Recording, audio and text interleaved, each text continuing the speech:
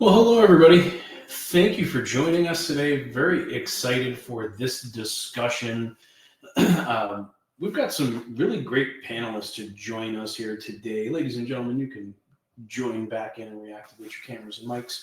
I just like to do that little intro so that it gives everyone a moment to join. But really excited today because I feel like there's a misconception between the debt relief world and the debt collection world in today's economy.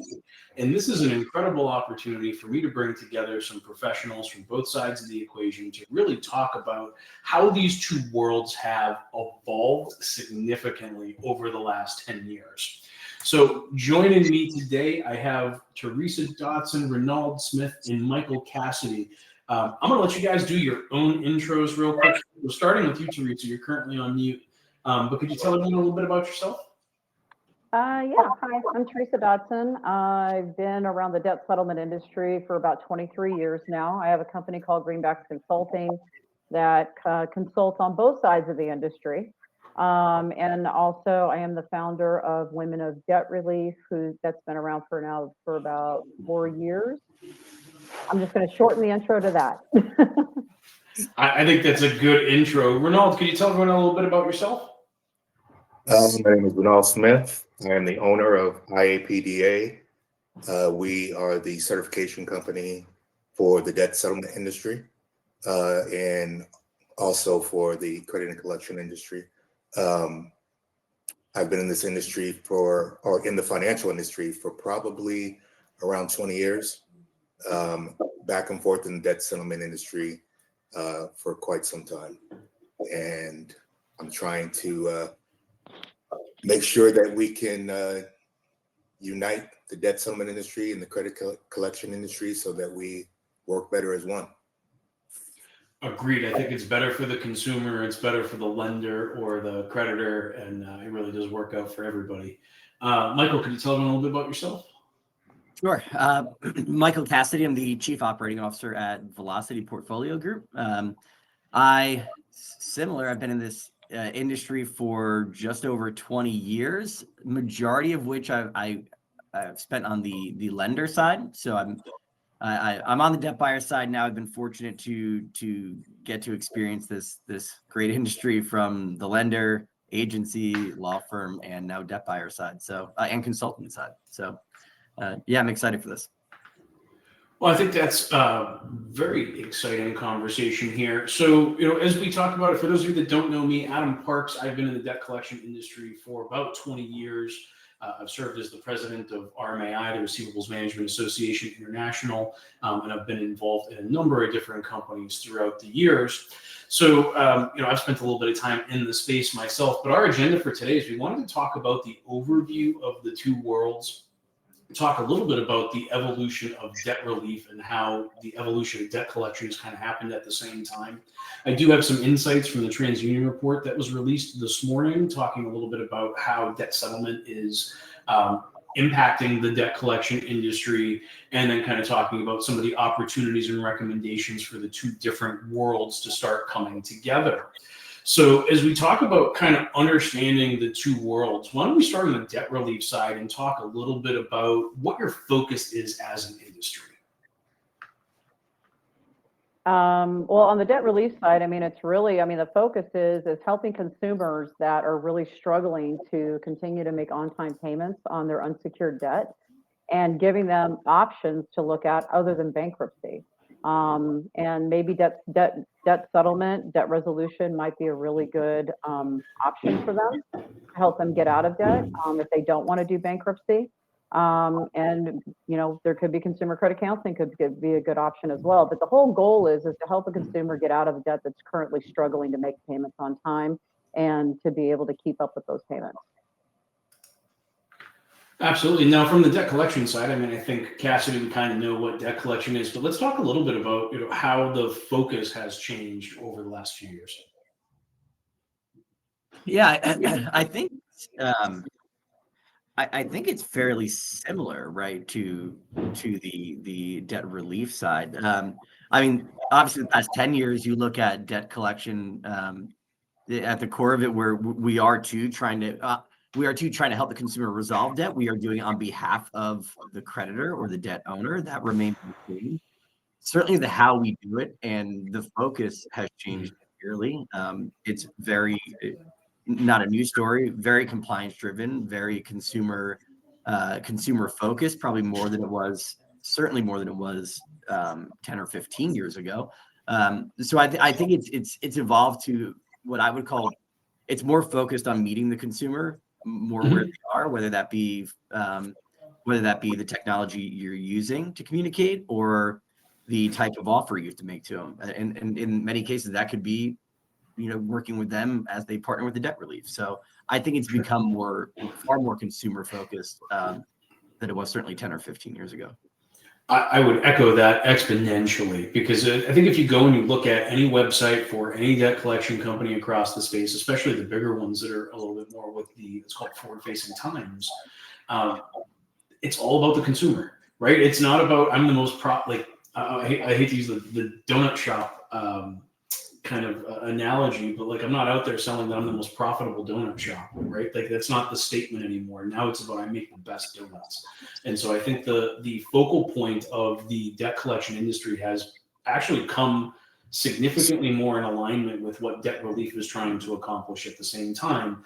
And forward-thinking organizations that have approached this, whether it be from the creditor side or the debt buyer side, agencies, law firms that are starting to engage with debt relief, there's a real opportunity for these two worlds to start closing together. I think the debt collection industry, at least from my perspective, really didn't understand all of the options available to the consumer. And I think we often put ourselves in the creditor's shoes and not the consumer's shoes as we're going through the process of trying to understand it. And it became apparent to me at the IAPDA conference that Renauld was hosting down in Fort Lauderdale, where we started talking about what are the three options for the consumer, right? There's debt settlement, there's credit counseling, and there's bankruptcy. And I think all of us want to avoid bankruptcy.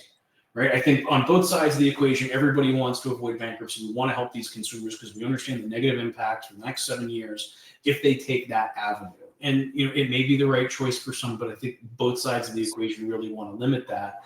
The debt settlement and the credit counseling, to me, I feel like everything is starting to move towards, I'm gonna call it the language of debt relief, which I feel really has is a more impactful statement to someone who's on the debt collection side, because I think we're starting to hear it more as trying to relieve the consumer versus, right, some sort of an adversarial relationship in negotiations. Does that make sense? Yeah, Yes. that makes sense. And it's also like, well, it's also really important for on the credit and collection side to understand the differences of different debt relief options, right? Yes.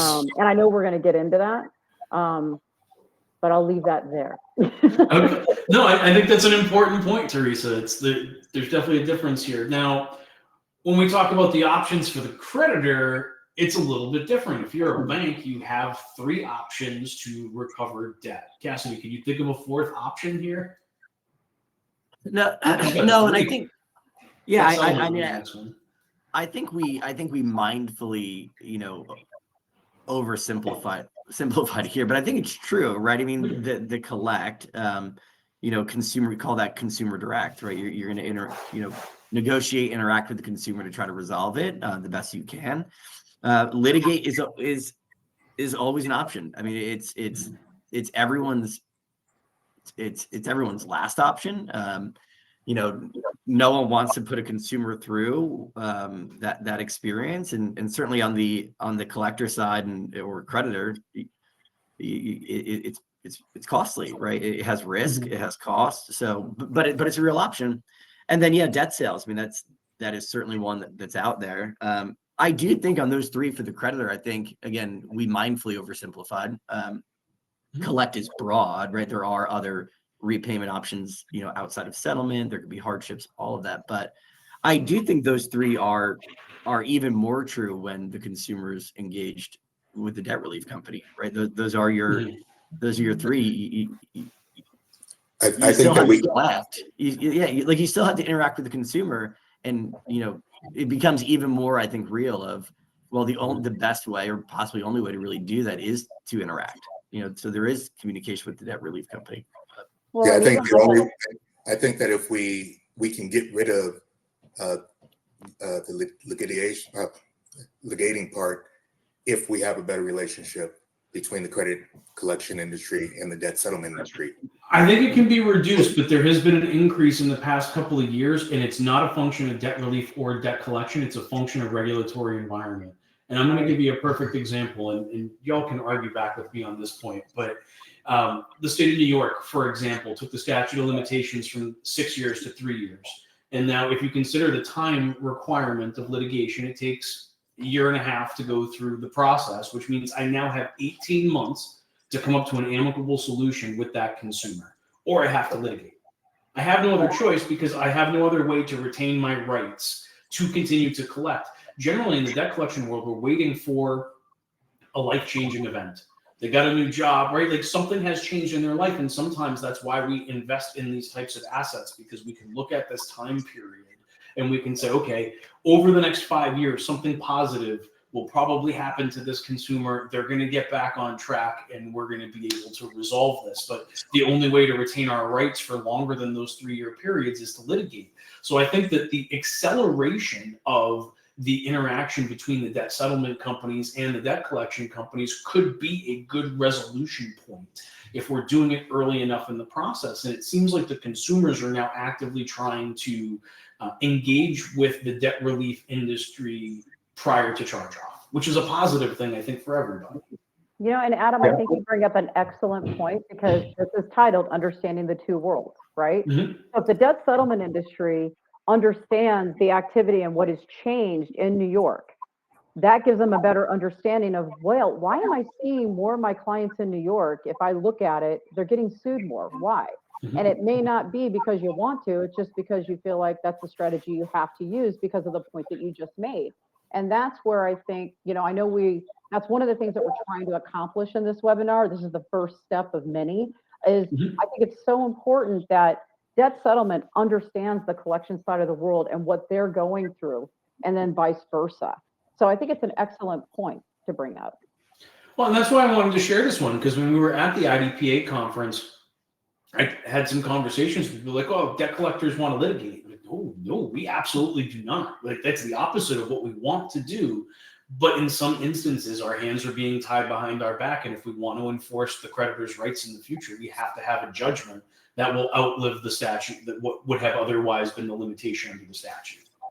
But wouldn't a fix to that be if you know that somebody's in a program and you're saying that in New York it's 18 months, and you know somebody's in the program and they're only a month past due once they get in the program, that some type of arrangement is made to keep that client to prevent it from being sued, or getting the client from getting the summons, like making a minimum payment of maybe $100 a month or $50 a month just to prevent it from charging off, or you having to issue a summons to the consumer? Well, I would say depending on the jurisdiction. That's right? Yeah, that's because, a period. That's a long time. Well, but think about it. It depends on the jurisdiction in terms of this. The statute of limitations may be reset, right? If payments are coming in, my statute of limitations could potentially, depending on the jurisdiction, be increased. In which case, it's far more likely that I would be able to work out some sort of payment plan, right? And those payments coming in would also enable me to maintain my rights for an extended period of time. Please explain the increase in litigation. It seems the statute of limitations has not changed in most states. I disagree with that statement. I think the statute of limitations has changed in quite a few very key states. I think the challenge here is more related to the volume of accounts that fall within those states. So if you look at the states that have done this, like New York is what, usually 20% of a portfolio, 15% of a portfolio. Like, it represents a pretty significant volume there. No, lots of questions coming in. So let's talk about I'll start sorting through those. We talk about the kind of, what are the common grounds between the two worlds? Like, what do we share as? Well, I think what we share is we want to get the account resolved. You know, I mean, you want to collect and you want to get paid on accounts, and debt settlement companies want to pay you because otherwise they can't collect a fee and move on. Yeah. You know, so I think both of us, you know, have that in common. And I think we both we're consumer focused, and we definitely want to get the consumer out of debt. So yeah, financially, we both want to win, and we also want the consumer to win. Yeah, I think I think it's all very accurate points. Both groups, but this whole thing is around, clarity, and we use the word misunderstanding in there. Both groups have like what I'll call, for lack of a better term, baggage, right? We all have, there's this historical view of both spaces that is challenging to overcome. And I do think recent years, again, both sides of it have, more than just recent years. I think both sides have attempted to address it. I think more so recently, between the two groups, the credit, the collection side and the debt relief. I think opening up those doors and having more conversations, and we've seen that. Those of us, us on this group, and probably many listening, you're joining. You're attending the conferences. There's more dialogue around debt relief, and there's more individuals at the various conferences. So I think we both do have the common goal. There's a consumer. We're trying to resolve the debt. And I think more so recent, there is this realization that we need more transparency, more dialogue. So I think both of us have that in mind. It's overcoming, that baggage, if you will. Yeah, I think that both of them, I think that the credit and collections and the debt settlement industry are both trying to make sure that the people that are on the phones, their agents that they have on the phone, are qualified agents, and making sure that they're certified, whether it be through IPDA or RMAI, and making sure they're able to help the consumer as much as possible. I think that the financial education push that both industries are trying to do to help the consumer is extreme. I don't think there's anything more important than the financial education piece for both industries, because we don't want to see these people go back into the collection realm or come back to a debt settlement company. We're trying to help these people, not trying to put them in a revolving circle. So the financial education piece is huge, but we have to make sure that we're giving them something that's actually helping them, not just a piece of paper that's two-sided to say, okay, here's your financial education, good luck. We have to give them a program that actually helps them to budget, put aside money, and all these other things. I think all of those are great points. Sorry, I got drilling going on. Yeah, there's drilling. I forgot you have construction at your house. I forgot. Do you want me to take over, Adam? I apologize for that. Yeah, we can continue going through. I think they're almost done here. But from a, when we talk about the evolution here, for me, as we were talking about this on the last page, about the opportunities and the misunderstandings from the general public, I think both industries have had headline risk through the years. Yeah. And there's been things that have happened. And honestly, I think that's what has driven the birth of these certification programs. And I think a lot of that, they've been around for 15 years until they're installing countertops like 10 feet away. You need to tell them pause. Pause for another 40 minutes, please. I wish it was that easy. But I think the growth-driven, I think the opportunities here to improve that communication, and I think Renauld is right on point when we start talking about how the financial literacy is going to be the key of how these worlds start to come together, because teaching these consumers to not fall into these traps to begin with, I think, is a major point of commonality between the two worlds. But I do think that that's a heavy lift. And I think that's something over time could kind of change things. But I think what we're looking at today and what's in front of us is how do we work together in dispelling the myths on both sides? Because bottom line is we're always going to have clients in debt. You're always going to be collecting. How do we make that better? In the communications, right? And we're going to talk a little bit about that too. So let's talk about some of those misconceptions and, around the debt relief industry. Okay. What do you want to know? So we've talked about changes in practices, right? Something that was interesting for me as I started reading I'd been reading a deck that someone had sent over to me, and it was talking about the special purpose accounts and how money isn't actually just flowing through these settlement organizations, right? It's a little bit more complex than that. For those that are sitting on from the debt collection side, can you talk a little bit about what that process looks like? Yeah, I mean, I can jump in on that. So, a consumer that goes into a debt settlement program, it is mandatory that they have a special purpose account where they're setting aside funds for settlement. The purpose of, and that was written into the TSR, and the reason why that's there is so that a consumer can actively be putting away money to put away for settlement funds, because if you allow them to save on their own, forget it, it's probably going to never happen. So they have limitations. It's their account. They can have access to their money, but it's a little bit more difficult to get to it. But the big thing is, and the big myth, in case anybody had any misconception of this, debt settlement companies have no access to that money. And that's the reason why it was written. We don't control the funds. We don't, the only thing we can do is view what their balances are. So we know how much money we have to work with when we're negotiating a settlement, and we can schedule payments to go out at that time only, and only when we get consumer approval to do so. Yeah. Yeah. In order for a settlement to be an actual settlement, there's steps that are involved, and one of them is the agreement between the consumer and the debt settlement company and the credit and collections company. The settlement agreement letter we have to have, and we also have to have the consumer's approval. So without that consumer's approval, regardless of what the settlement is, we can't just go ahead and start mailing out payments. Right.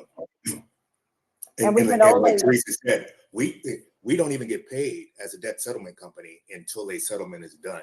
So once a settlement is complete and all those steps have been made, that's when the debt settlement company. So all the work that we're doing in advance, the sales, the customer service, the processing, all those other things, that's all free labor until a settlement is actually completed, and then we start getting paid as a debt settlement company. So there's a lot of myths out there that debt settlement companies are getting money from the consumer in advance and all this other stuff, and none of that happens.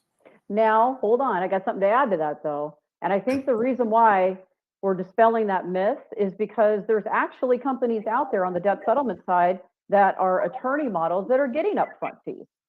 And they're not straight performance, because if that's structured correctly, you can actually legitimately do that, but that's only if you're having a true face-to-face. Now, with that said, that model has gone down, down, down, meaning there's not that many of those models left. That is not a common practice of the debt settlement industry. And even the attorney models where the consumer has attorney representation is strictly performance-based, like Renauld just described. So the majority of the models out there that anybody's going to be working with on the debt settlement side is strictly performance-based, but there are a few lingering upfront fee attorney models that are out there, but not on a very large scale. Yeah, I see one of the questions in here as well. It says, if a client is in a program for 6 months and has 6 months worth of savings and they cancel, we don't get anything. And that's 1000% true. Even if we do a settlement, and the consumer decides to drop out of the program after they do that settlement, and we haven't been paid in full yet, that's money gone for us. Yeah, kind of like if you guys collect on an account, you don't, and they just disappear, and you can never get a hold of them again, you don't get paid. Yeah, fair enough. I do think it's worth possibly clarifying. I see one of the comments on it too.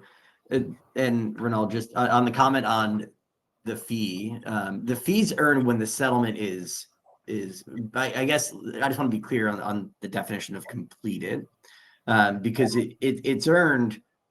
You can start collecting the fee once it's enrolled in the settlement. So you've completed the negotiation and they've started making the payments toward the settlement, whether it's a lump or a term, they've started making the payments. I only think it's valuable because I do think, and I don't think that's bad, but I do think there is the misconception, one, that they could take it, earlier, but I also want to be careful with the word completed, because it's not at the back end. If it's a term settlement, you can start. So I just think it's worth clarifying.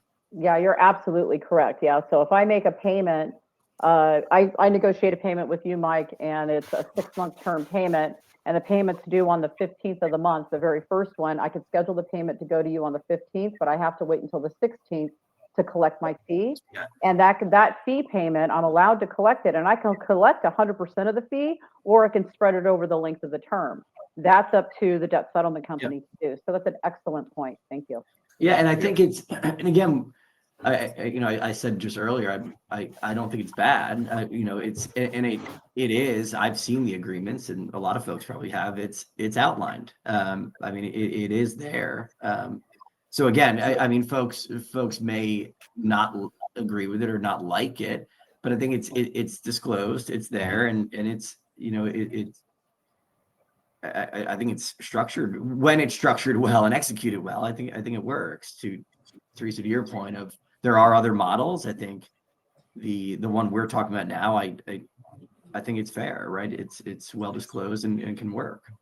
So one of the other myths that I want to address here is talking about how debt relief is not the debt validation companies, right? Like debt relief and Lexington Law are not the same thing. Okay, So, here we go. I just want to make sure that we're being clear for the debt collection industry, because I think this is one of those it's a misconception that I carried into the last conference, right? And learned a lot from it, but it is a misconception. Like it wouldn't benefit you at all to do that. But two, that's not really the methodology. Talk us through maybe how this myth came to be, or how it's been addressed from a debt relief standpoint. I mean, Renauld, is it okay if I jump in? Because I'm really hot on this topic. I know. That's why I'm trying to wind up Teresa. I'm all getting ready. Okay, so I think how that came about is, again, just lack of understanding of all the debt relief options that are out there. And it's just easier to throw us into one bucket, right? Mm-hmm. And I think that's where a lot of that came from. And also from a regulatory standpoint, I mean, I've been a member of, I sat on the board of one of our associations for a very long time, and have participated with multiple associations on the debt settlement side. And we actually had to write it into, when we're presenting to a regulator, we are not debt validation, we are not credit repair, because they threw us all in one bucket. And and I think it's very important to understand the differences. Us in debt settlement, we don't like debt validation companies. Okay, we just don't, because we absolutely watch them mislead the consumer, take fees up front, and basically for no service whatsoever is provided to the consumer. And we think that is a horrific practice, and we're very much against it. And actually, if anybody on the collection side is working with a company that they think possibly is debt validation, or I think it is, I will say stay away from them. Don't do it. We are not credit repair. I'm not out fixing somebody's credit. I'm trying to get them out of debt. This is not my primary focus. So I'm not credit repair. That's a whole separate industry. But webinars like this, attending conferences like you attended IAPDA, this is where you get your education from the collection side on really understanding the significant differences between a debt validation, credit repair, and also even different debt settlement models, right? So, we're not debt validation, credit repair. I thought the best conference where I've seen all of us come together was at the Debt Connection Symposium last year. I thought Mark Naiman's team did a great job of bringing everybody together for a discussion. And through this discussion, I'm realizing we probably need to extend upon that and make sure that we're educating and doing sessions and education and more webinars to the debt collection industry about what debt relief really is and how we can start to standardize some of those rails, simplify some of those communications. Because I heard some really insightful things at the IAPDA. And in hearing those, I went, wow, why don't we have a standard for how this data is being passed back and forth? Like, we have standards in the debt collection industry for what we're sending back and forth to our law firms and attorneys, whether it be our law firms or collection agencies and other service providers. Why haven't we standardized that to a point? And I realize it's because it's a scatter shot. There's a lot of different organizations doing a lot of things. It requires a lot of coding to standardize a data set. But that seems to be where there's a lot of opportunity coming down over the next few years. Yep. See, I was listening, Renauld, when I was sitting there. I wasn't just hanging out at the back of the room. I was paying attention. From a debt collection standpoint, right, addressing some of the myths that we have to deal with on our side, I think that there's a misconception that the debt collectors are walking around with baseball bats looking for consumers. And although I may roam around with license plate cameras looking for assets that are attached to, a loan that is past due, that's a little different. And so I think that there's been some challenges to the way that the debt collection industry has been viewed, and we've done a lot to change the language. I think the certification program from RMAI has made a big impact in the positive approach, especially from a regulator standpoint. I think a lot of what gives that program the teeth that it's gotten over the past few years is that there's third-party audits happening, right? There's always a third party that's coming in to validate compliance, which I think is important. We talked about the shorter statute of limitations, but Michael, any thoughts on how debt collectors might be misviewed by the debt relief side? Yeah, and actually, I'll answer that, and then I want to jump back to a bullet we had on the prior slide, but I think it's related. Okay. Yeah, I think there is. I think the trend is shifting, but I still think there's this belief, sort of like we mentioned legal earlier, where we're not pursuing legal because of debt settlement, or we're not pursuing legal because we just prefer it. So I do think there is this sometimes this belief that I think the debt collector world can kind of have kind of be a stick in the mud of some sorts, where it's like, oh, they don't want to work with us, they don't want to settle, and I think I think that's opening up a little bit, and really it's probably more items at play. Adam brought up a great one, right? There's strategies you have to protect the asset, right? As a debt owner, right? We purchase and collect. We want to protect that asset. So being mindful of statute, as an example, being mindful of time, right? There's often other drivers that are not the debt settlement company. I think that's, for a while, I think that was it, where it's like, oh, they're taking action because the consumer enrolled. And in some cases that may have been true, right? It's sort of like the baggage. Oftentimes it's earned, and folks pick that up. But I think in general, the debt collector's focus is very similar, right? We want to resolve debt, and I think there's the word evolution is on there. I think there's been such a material change. How many of the debt collectors, lenders had more self-service options for years. How many of the debt collectors have invested in technology that allows the consumer, to avoid the ugly phone call, right? No one wants to talk about this. The debt relief side, they've got to go through their whole income sheet. Like, no one wants to have that conversation if they could avoid it. So I think both sides are working harder to soften the blow to the consumer of having to deal with this. Well, there was definitely a misconception here when it came to the debt relief side, in that, it was like, okay, you received a letter from debt relief or debt validation, we should probably litigate, right? And that, I can say that did exist at some point in time. But honestly, Michael, it was guys like you that kind of came from the banking side. Let's call it the more modern banking side, the fintech world, that came in and said, like, why are you doing that? Like, that doesn't make any sense, right?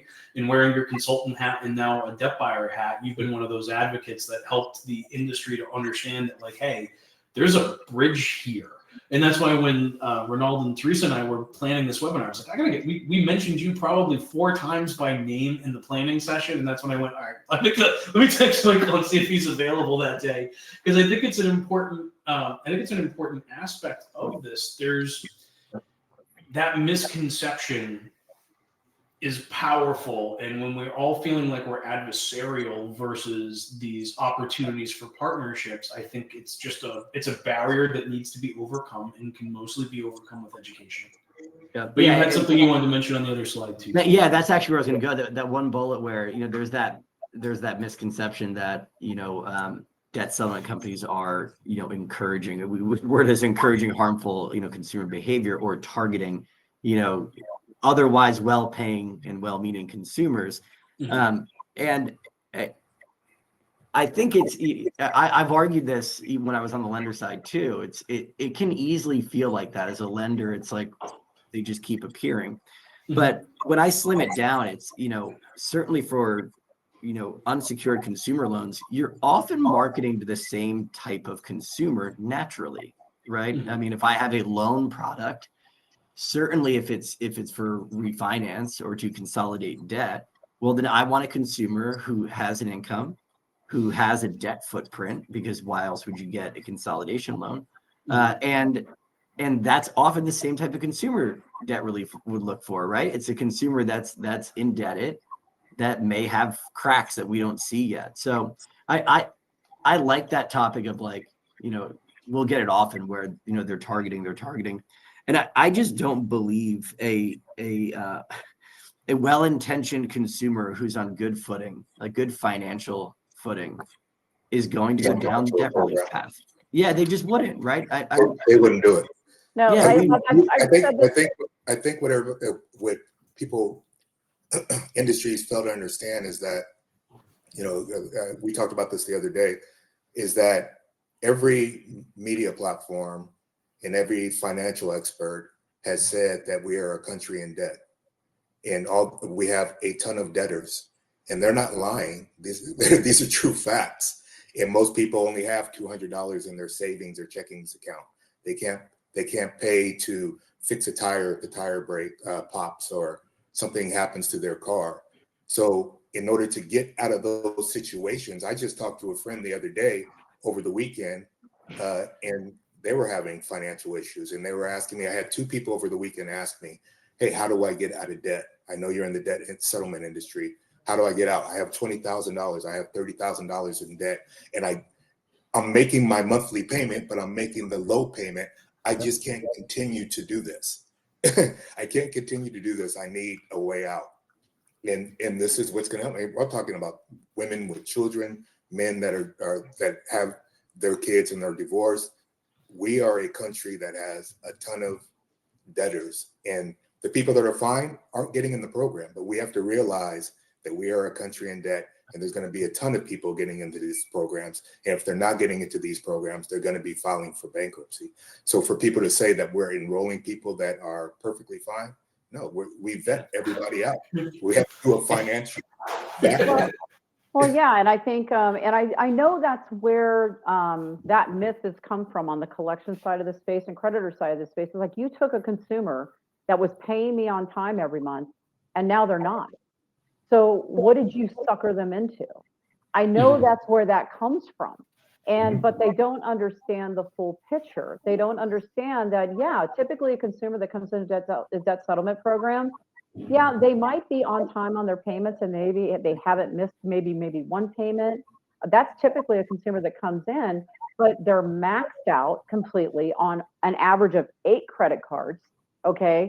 So it's not just you, it's not just in a silo on the account you're trying to, get them to pay on. It's about 8 credit cards, and they're barely getting by. And they're trying to figure out, what on earth can I actually do? Believe me, no consumer wakes up in the morning and says, I want to do debt settlement. Heck no. It's scary. It's hard. Nobody wants to default on their debt. I mean, guys, the amount of consumers that we talk to that are looking for debt relief options, the majority of them walk away from debt settlement. They don't join and enroll in debt settlement. The majority walk away because they're terrified of doing it. Yeah. I do think that two quick points. One, I do think both sides, creditors, collectors, I do think there is this realization. I don't, probably the wrong word, but I do. You are seeing a trend where I think folks are getting that it's, and you're seeing it, right? It's not me just making it up. You're seeing creditors, you're seeing collectors work with debt relief companies earlier in the life cycle. We mentioned before, if you're, 1 day past due, or if you're current, right? You didn't see that, a couple of years back. It was far less common, I should word it, to see a creditor or a collector engage with a consumer, to talk about settlement when the account was current, right? It was like unheard of. Now you're starting to see it. So I do think people are coming around to it. One, the population, the enrollments have increased, but Renauld, to your point, it's also because, the debt footprint has increased, right? So these things kind of go together. And going back to that last, Teresa, your point of the consumer doesn't want to have that conversation, just like they don't want to have a conversation with, the collector. And at our best, an individual collector or creditor, at your best, you can solve one of the 8 debts that, in your example.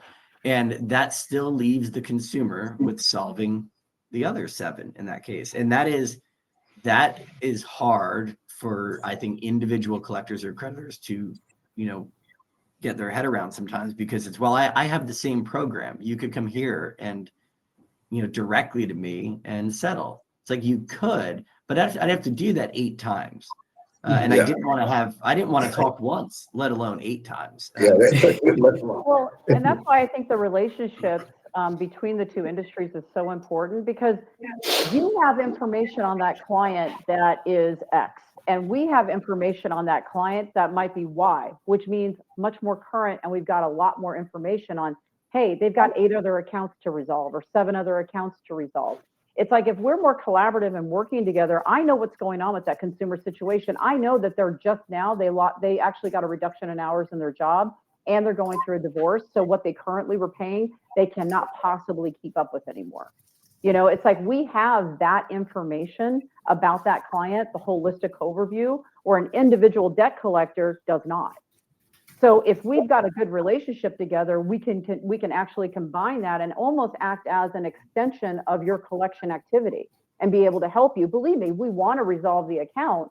We want to get you paid, but we have to make sure that we're addressing their full portfolio of accounts that they've enrolled in the program, if that makes sense. I think that makes a lot of sense. Now, we did have one question that came through from one of my friends that I'm curious to get everybody's interpretation on. Should debt settlement companies be supervised and regulated by the CFPB, and if not, why? See, I looked away when I saw that, and just went, oh God, no. I think you know who that question came from. Yeah, I know. No, I don't know. That's all I'm going to say. I would say that no organizations should be subjected to the current director. No. That's my general stance. I think the organization has a lot to do and can do some very positive things, but I don't think the current director is going to provide a fair, balanced equation for anybody ever. If somebody's earning money, then he's pretty much against it. Look, That's just my personal take. Right. And I mean, come on, the debt settlement industry, we do have oversight. I mean, the TSR is, when we got regulated, our industry is regulated. We actually have individual states that regulate us differently as well. We've got a lot of it. We've got a lot of that oversight that really dictates how we can do business, not only as a whole federally, but how we do business in each individual state. So we've got a lot of hoops to jump through already. I just don't want any more. Fair enough. So as we kind of continue down the path here, because I know we're coming down to our final 15 minutes and talking about the insights from the TransUnion report that came out today, and that press release is currently circulating. IAPD8 does this as well, right, in terms of bringing together debt collectors, which I think is great. But the trends in the debt settlement industry, from what we saw in the data, was that there's a huge push. Creditors are seeing almost double the volume of debt settlement enrolled accounts in terms of increase compared to anybody in the post charge-off side. So the collection agencies, the law firms, and basically those of us that are managing post charge-off are not seeing that same kind of an increase. That increase is significantly higher at the creditor space, which leads me to believe that everybody's starting to move that towards the pre-charge-off. Like, they're looking for solutions before they charge off, which honestly is kind of new. I don't think that was really the situation pre-2020, but somebody correct me if you get different information. No, I think you're right. I mean, that sort of what I spoke to before. You are certainly seeing the when a creditor or someone is willing to engage, move upstream. Fair enough. I think there's some good information there, and we're going to be asking some more questions in the 2025 survey around debt relief and debt collection to try and get a better indication across the space as to, one, how does it change across 2025, but asking some more specific questions so we can try and gain some additional insights about where that bridge can be built between the two worlds. I'm excited about that. Authoring the paper this year was a lot of fun. We'll be doing that again for 2025. Now, as we hold on, is that paper go out ahead. yet? Is that Yeah, it paper came out today. Okay. Yeah, so that just got released today. That's the TransUnion 2024 Debt Collection Industry Report. There's some great insights there about what we're seeing from a consumer standpoint and the effects that the current economic environment is having on consumers. There's a lot of conversation around the debt collection industry and how it's changing, the challenges from a hiring perspective. There's some really great information there. If you haven't had a chance to look at it, you can go to tu.receivablesinfo.com and you can get to the landing page to download that white paper. But I definitely would suggest that one. Besides having put a couple of 100 hours into writing it, I can tell you that after analyzing all that information, I walked out of there with a lot that I had not identified previously. I learned a lot through the process. I hope others will find value in that report as well. But looking at it from both of your perspectives, right, the debt settlement side and the debt collection side, how can we start moving everybody together? What are our opportunities and actions that we can start taking to build that bridge and improve the relationship between the two worlds? I think it comes down to just as simple as communicating more. Streamlining communication. Just getting more active in, like, for instance, when we did, Mark Naiman did a great thing. We put together this whole DCS roundtable, a creditor roundtable that was right before the the DCS conference kicked off just this last October, I believe. And, it's a fantastic opportunity to get in front of people and really talk about, you had creditors and collection agencies and debt buyers in the room, and you had technology providers, and you had the major debt settlement companies in the room, having a real conversation about, okay, what really chaps your hide? What really gets under your skin? What do you think we need to be doing better? And what can you guys be doing better? And, having that good conversation, I think is a really good step in the right direction. And I also think, again, I can't say enough about attending each other's conferences. I mean, I've learned so much. I'm always at those conferences, and I'm always, connecting with new people and talking and keeping up to date on what's going on the collection side of the world. And I really would like to see more of the collection industry attending debt settlement, just as you did, right? And and you learned stuff going to a conference that's debt settlement, or it's like, it could get rid of the myth. It could help your conversations. It could increase a better way of working together. And it's like, the better that we understand both sides of the industry and what your barriers are and what our barriers are, we can figure out how to fix the problem together. Yeah, I agree. And again, and I see one of the comments about having a whole department, a whole department for debt settlement. That's that's sometimes possible, sometimes not. There's a scale challenge for many groups, just like a debt relief company would have. Even more mature, we have one, right? To speak more to ours, we have one, and there's still opportunities. And I think a lot of it circles around that communication and transparency, right? At the end of the day, again, remove the exceptions, like, not the bad actors, but, the sue everyone, or remove the extremes of it. At the end of the day, as a collector, we want to know who's enrolled, right? Because that's a consumer who's different than someone who's not enrolled, and I'm just trying to do blind outreach to. So if I know who's enrolled, and I know, kind of a status, if you will, right? Because the other item, which we had a sidebar the other day, prepping for this, even for more mature groups, there's inconsistencies, right? I don't always know who's enrolled and where are they in the life cycle, because similar to Chapter 13, not everyone gets paid on day one, right? We talked earlier about they have this escrow account they have to fill, so the consumer's got to pay into it. Not everyone goes first, or second, or third, or you all have the debts have to get repaid, and as the consumer funds. So I do think it goes around transparency. One, you have to have the dialogue and the communication for any of this to work. And then two, it's, we have to have meaningful conversation. Where is the consumer? Because maybe I don't need, the example I use in our sidebar, maybe I don't need to pursue legal, right? If I know that time is my only barrier, is it all right? The consumer is paying and that they are already funding other ones. Well, then I'm logically in line. The debt relief, they do have end dates, right? They are factoring in what they believe they can get, reduce the balance to, and the consumer is funding that with an end date in mind. So you're going to go eventually, assuming the consumer completes. But if I knew that, I think the more communication, then we can avoid, by badgering the consumer and calling them at home. We can avoid excess litigation if it wasn't necessary. So I think I agree. I think all of it is around opening the lines of communication to the extent possible, and then we can have better strategies around it. Yeah, I think it's streamlined communication, fair settlements, compliance and best practices, consumer education. Again, the two most important things are consumer education and educating on both sides for credit and collections and debt settlement on their agents. That means they're certain. These agents on both sides have to be certified, because you want to make sure that we're dealing with people's money when it comes down to it. And what could be more important than that, right? If you're dealing with people's finances, and you want to make sure that you have qualified agents on both sides that are certified and compliant when you're dealing with these types of situations.